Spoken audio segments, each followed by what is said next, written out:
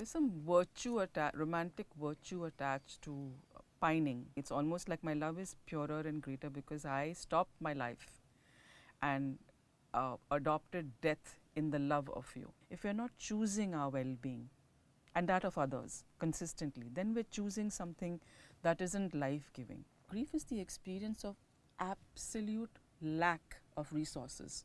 It's your belief in your lack of resources. That triggers in us a fear of dying, actually. Fundamentally, it's like, Mera kya hoga? What will happen to me now? The idea is held that I don't have the resources to recreate this. Yeah.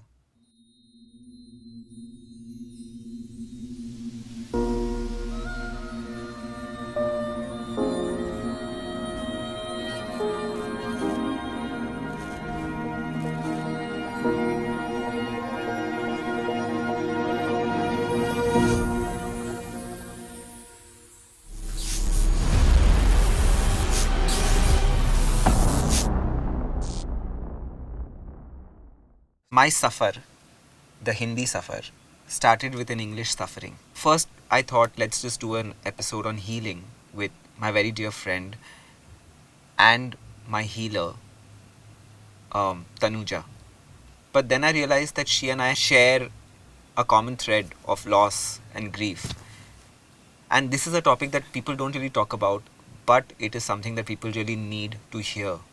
Thank you, Tanuja, for agreeing to come on board and for doing this episode. I know it's going to be not an easy topic to talk about. I also feel something about sharing our experiences with each other and the audience is going to heal us and offer some sort of comfort to someone out there who needs to hear it whenever they need to hear it. For sure. The word that comes to me is death positivity. I think we have no inclusion of death in our life's experience. How do you, you don't have to help somebody with somebody who's passed on, but just hold space for somebody. Yeah. You know, that yes, death has happened. Yeah. It has really changed the face of your entire existence. You as my friend, but how can I support you and stand by you? You know what? The two words that you used, which stood out to me, was help and holding space. And people really, when somebody is going through loss and grief, they really confuse the two. I don't need your help. Because help at that moment is a trigger word for me. Yeah. I don't need your help. I need you to hold space for me, even if it is in silence. Nobody tells you what to do when you experience death, considering death and loss is something that nobody is exempt from. Yeah. Everybody. It's contractual. Yeah. It's contractual. Yeah. I mean, you will experience the passing on of people you care about and people who are necessary for your well-being. You will experience that in your lifetime, whether it's just a question of how soon, Yeah. or how late, or how prepared you are at that moment, or how unprepared. Yeah. You know. Yeah. And so therefore, I think people just assume. I think naturally we just feel like, jab hoga to we'll be prepared for it in some way. We see this comfortable passing on, and we're all done with that relationship, and it won't feel whatever. But as it happens in life, most times things come unannounced. Yeah. We're extremely underprepared.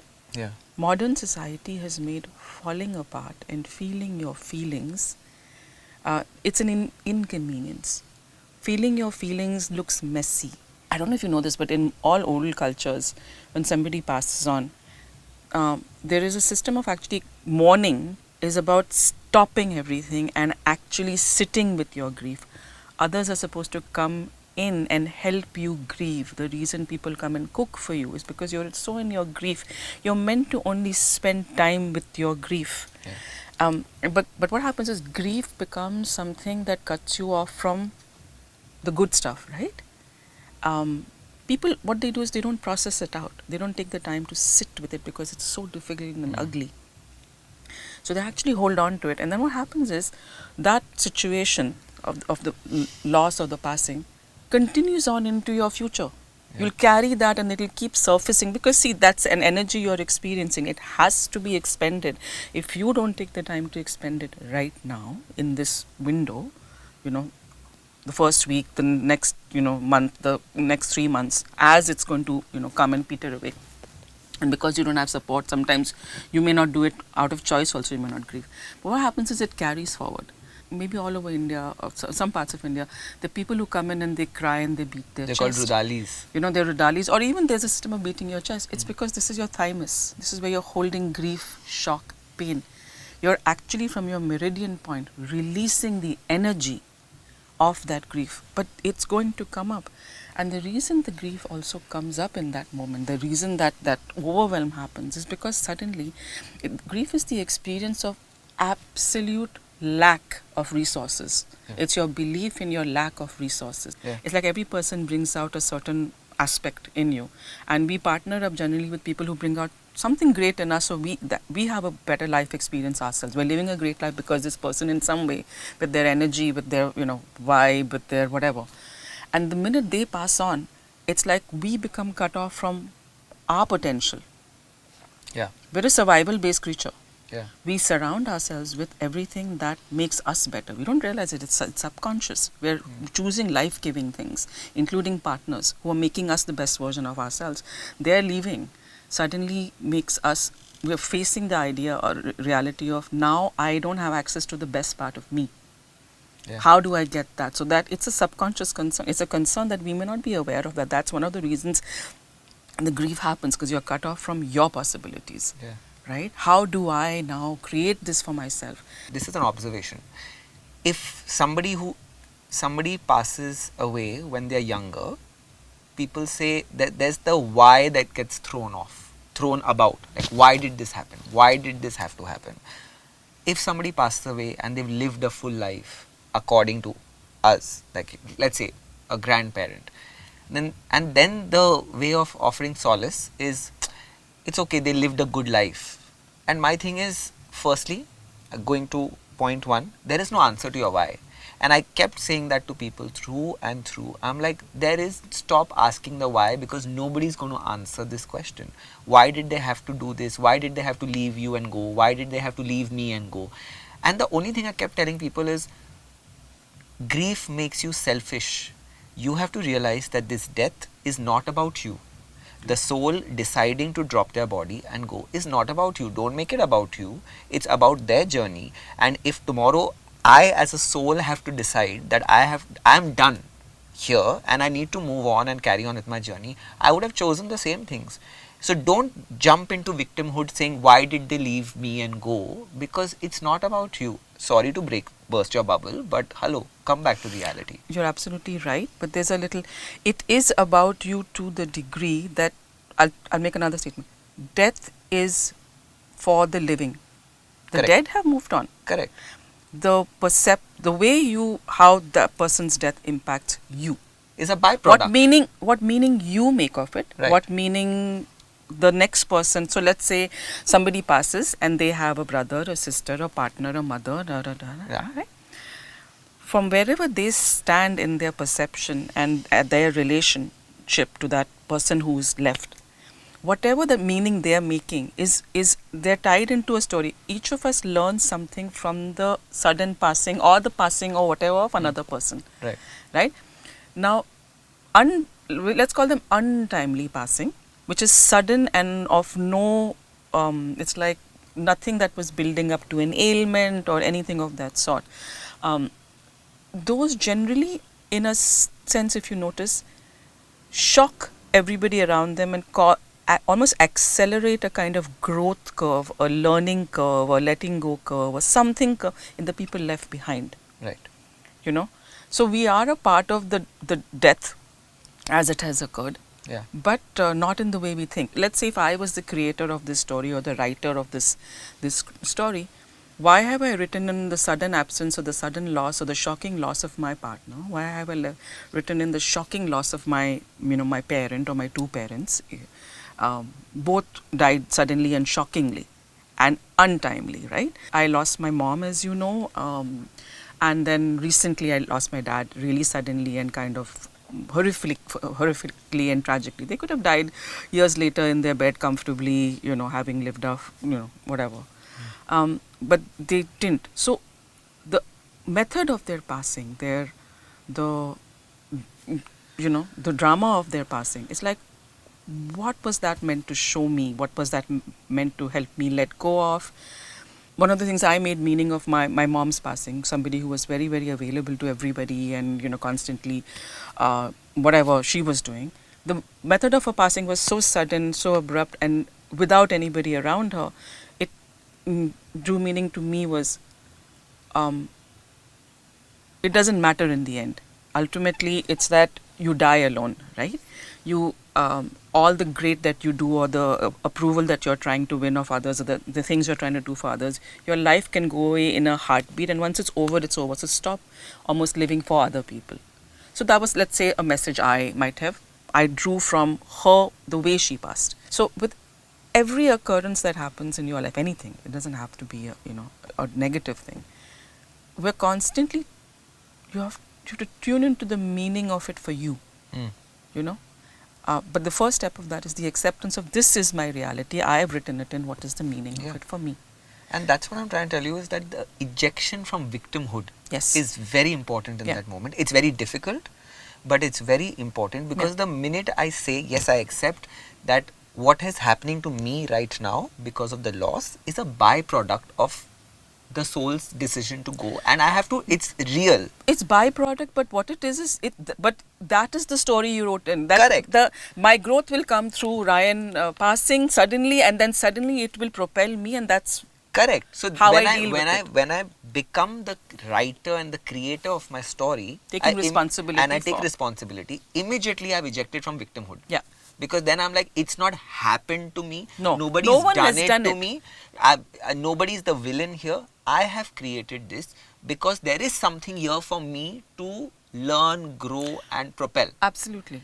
And which doesn't minimize the loss that I feel in that moment. It just broadens my perspective on life itself. Because I'm just like, okay, fine, let me, and it's not like you don't cry and you don't do all of that, but it's just, it helped me a lot to feel in control. Yeah. And in that moment, you can also feel like you're in free fall, just spiraling at an accelerated speed. But I was just like, no, I am in control. I have done this, and it's not happened to me. Nobody stood there and said, I'm going to do this to Bhaav. And those nights where I would be lying alone in my bed and being like, oh my God, I just wish the ceiling collapses on me. It gave me so much strength just thinking that it's not about me. It gives you fortitude also to say, okay, so that means it's almost like you don't know before something like this happens, that you get to survive it. You get to be on the other side of it, and you have a life past that, and you're like, oh, I suppose it's going to be a thriving life. So in a strange way, it also calls to question everything you believed about, let's say, relationship or whatever you were in previously. You're like, oh, that's not the ultimate truth. Now there's more. Yeah. It's almost like one of the shocking things I've read. Not shocking, but revealing, but shocking in a sense, is we can survive and thrive without anybody. Yeah. And you're like, so what it dials back to is, oh, so anybody can live and thrive without me. So therefore that suddenly gives you a new sense of how you might need to view your own life. Yeah. That is important and at the same time unimportant. You're there and you're gone. You're impactful and you're not. And the only thing I realize is, be of value, do good for yourself, but do for yourself. And that's all you can do. You can't, there's nothing more. You could be the greatest, you could be Steve Jobs.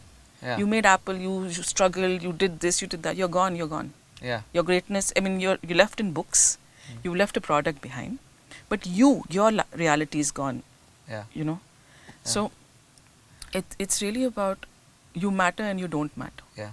And now coming to the other thing of saying, if a grandparent has passed and somebody says, don't say this to people, that it's okay, they lived a full life. It doesn't make it okay. I heard a lot of that.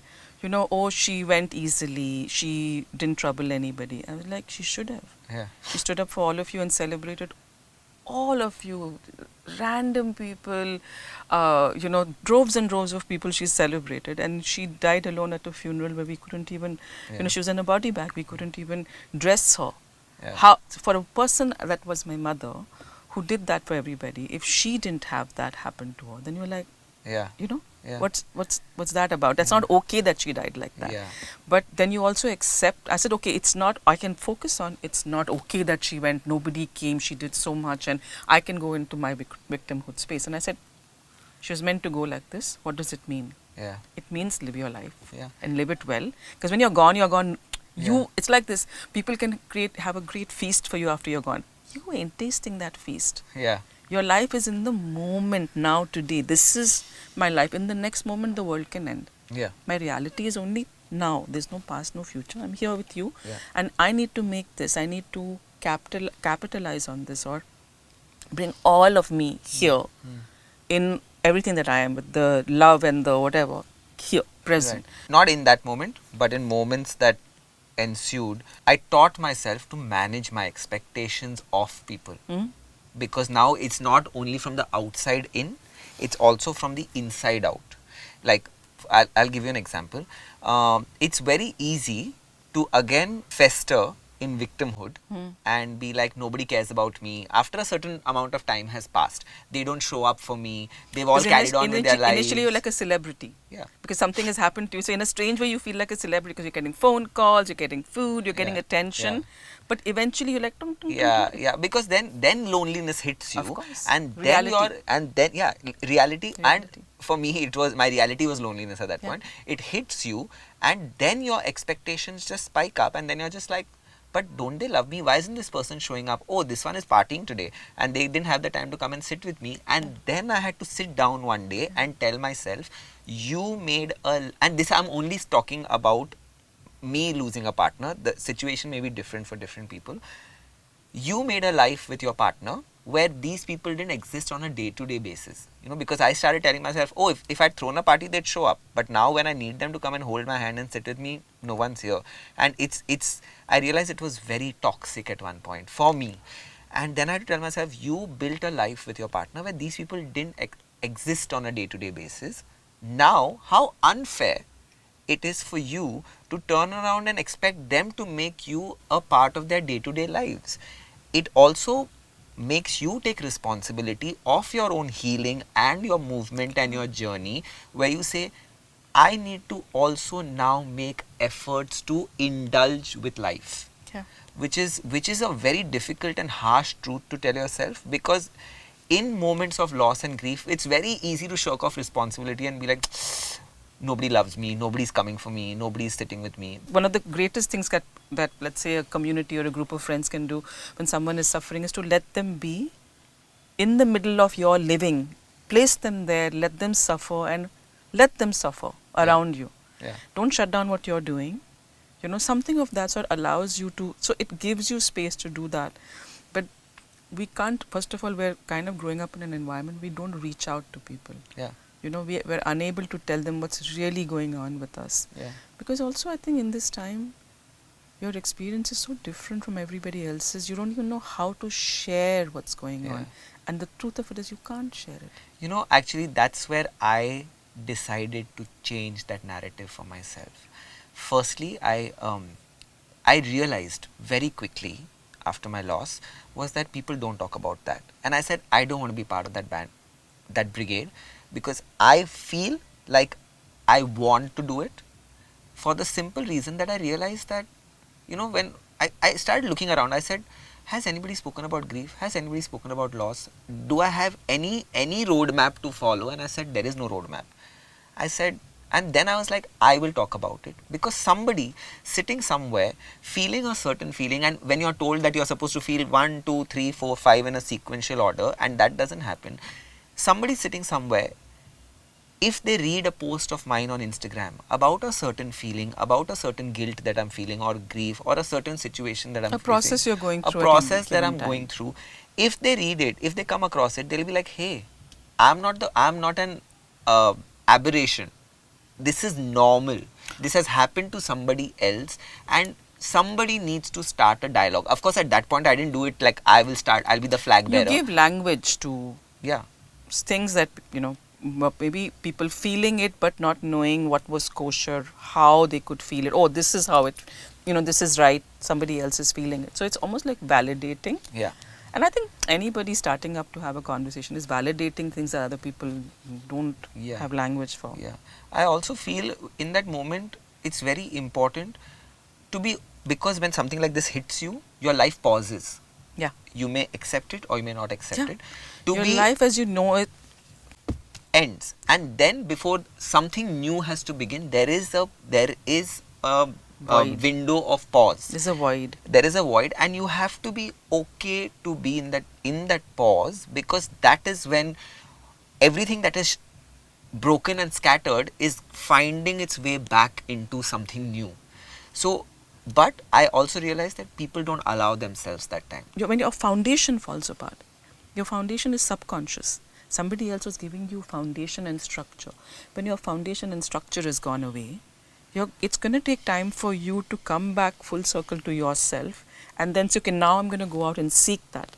Yeah. The other thing is, each and every one of us is a one-time cosmic event. We are a combination of attitudes, habits, history, appearance, consciousness. We're so unique that no matter what, we cannot be repeated.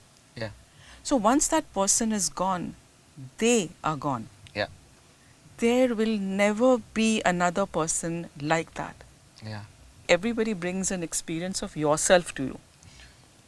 So there might be somebody else, but it cannot be the same thing. And so therefore you are going to always be separated from a version of yourself that you adored. Yeah. A lot of the grief is about being cut off from your self. The self that existed. I was just going to bring up the topic of, you have to ask yourself, what exactly are you grieving? Yeah. The initial answer is always going to be the loss of that person. I'm grieving the death of this person.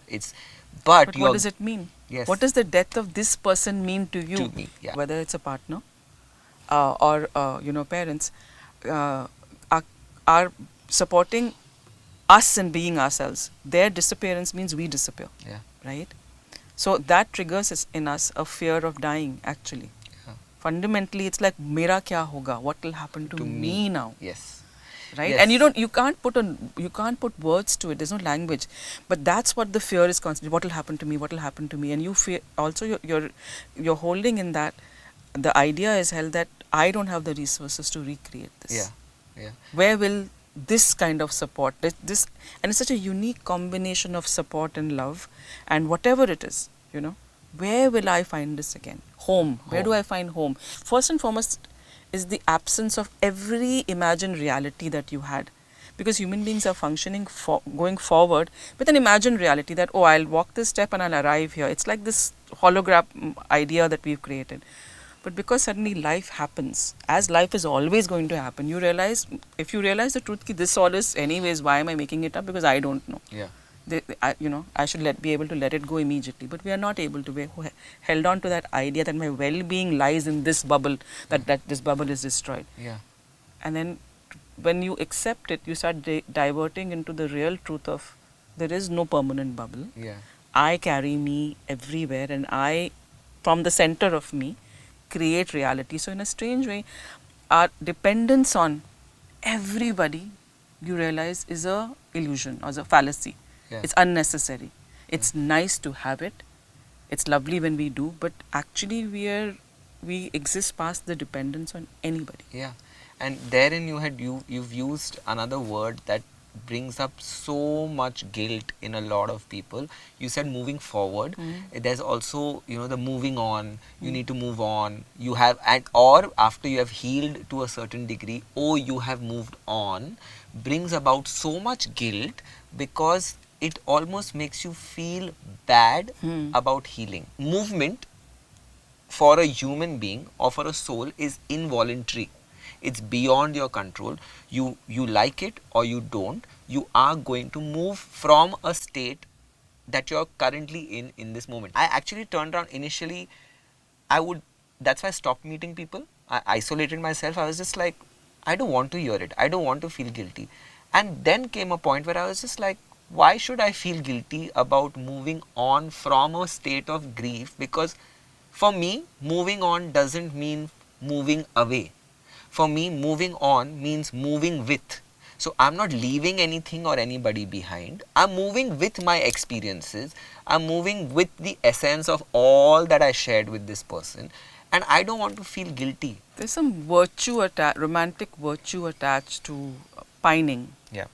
longing. It's almost like my love is purer and greater because I stopped my life and adopted death in the love of you. Yeah. Whether it's a virtuous idea that has been romanticized by all fiction and all films, but it's not the truth of life. Like you said, life is forward momentum. We're all souls that come in, and we're here to experience life. The best we can do is carry in our heart what we have lost, and we have lost it. They haven't lost us. They haven't Yeah. lost anything. We have lost. Yeah. So it behooves us to find well-being, Yeah. because a human being is meant to have well-being. We can't survive without well-being. If we're not choosing our well-being and that of others consistently, then we're choosing something that isn't life-giving. Yeah. Let's say through my parents I received an education. I will carry that education forward and it will impact everything I do in the future. Likewise, with everything that you became through your experience with this other soul, you will carry it forth as yours. But that's about it. Yeah. What can you do? And the memories and the love can be carried forward, and the bond and the affection. Yeah. I think the greatest loss is the ability to express the bond, the ability to express the love, the having a receiver of the greatest good in you. Yes. To have that, Yeah. I think the grieving should actually be about not having a receiver that is all your own, and you have the right 100% to. agree with it. We don't realize how necessary or important it is to be able to express that. It's not what we are getting from them, it's what we are able to give.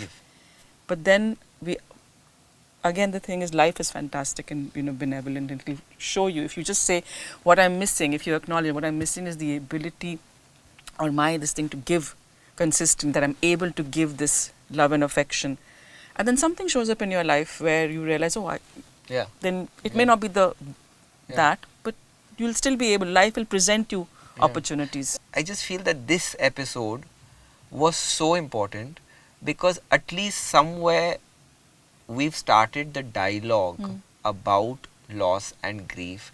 I don't think any of this is a guideline to anybody, because any experience of loss, grief, happiness, joy is always an individualistic experience. So what works for me may not work for you, but if some of this is something that you have experienced, then you're normal as I am. And if you don't, you're still as normal as you are, because in that moment that's how you choose to feel, and that's how that feeling comes up for you. And you said a great thing about death positivity, is how I'd like you to conclude this episode. If I want to leave people with something is that when you're grieving, it's an absolutely solitary process. Nobody can do it for you, and it's absolutely okay for nobody else to understand it. Yeah. It's absolutely okay, and you will survive it. I mean, we are told that we don't survive without people, but you will survive it and figure it out by yourself. When I say death positivity, it means just have awareness that it exists. It can happen to all of us. Include it in your vocabulary. Include it in your vocabulary. It happens to all of us. Yeah. Like, I wish people talk about this to their children as much as they talk about them about marriage. Speak about it, and because I think the people to whom it happens, it almost feels like misfortune has struck. Yeah. Something that shouldn't have happened has happened. Something is wrong with you. Yeah. Or your family, or some ill choice that you have made, because of which this has struck you. And it has passed by everybody else, and it will pass by everybody else, and it will not happen to others. But the truth is, it happens literally all the time to everybody, you know. Yeah. And so people shouldn't feel shunned because of it, or shame because it's landed on their doorstep. Yeah. I think we carry a sense of shame. I remember I carried a sense of shame because it had happened to me. What had I done or my family done wrong? It brought up a sense of not good enoughness, and that shaming and segregation, I think, needs to stop. Yeah. Thank you so much for coming on this episode, Tanuja. I know it's not an easy topic to talk about because it is so deeply personal. But thank you for opening your heart and sharing your deepest, because these are things which really like make you go through the ringer. Yeah. Thank you for agreeing to do this. I was Thank you. very happy to do it. I'm really glad that you're actually having this conversation. I'm sure it's going to help a lot of people. I hope it does. Yeah, that's my hope. It starts a dialogue. I hope it, assists people to find language for something difficult. Yeah. Yeah. Thank you. Any creator needs your love and support to grow and reach a larger audience. And that is why I would request you to like, share, subscribe, and comment on the video below because, well, you don't know who's going to benefit from this content. Also, please don't forget to hit the bell icon so that you get notified every time we drop a new video. We also upload our podcast on Spotify so you can hear them as smaller chapters in your own time at home.